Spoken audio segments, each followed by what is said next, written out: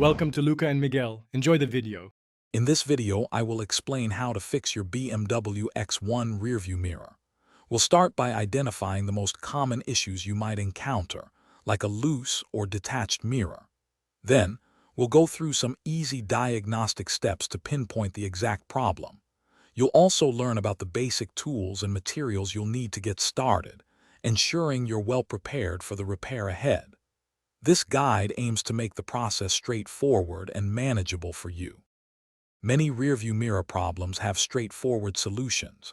If your mirror feels wobbly, often a simple tightening of the mounting screws with a small Phillips head screwdriver will resolve it.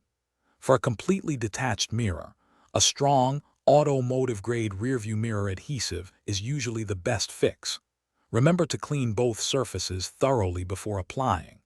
If your mirror's electronic features aren't working, check your vehicle's fuse box for a blown fuse and replace it if necessary.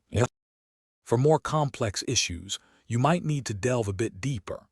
If your electronic adjustments or auto-dimming features are not working, carefully inspect the wiring harness for any visible damage or disconnections. A faulty mirror motor could be the culprit for non-responsive adjustments, requiring replacement.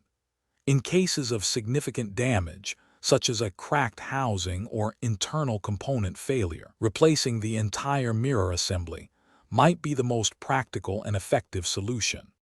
While many mirror repairs are DIY-friendly, some situations warrant professional assistance. If you encounter intricate electrical problems, like persistent wiring issues or module malfunctions, it's best to consult a certified BMW technician. They have specialized tools and expertise to diagnose and fix complex issues safely. Regular maintenance, such as gently cleaning the mirror and checking its stability, can help prevent many common problems from occurring in the first place. Thanks for watching and please subscribe. It's the best investment you'll ever make.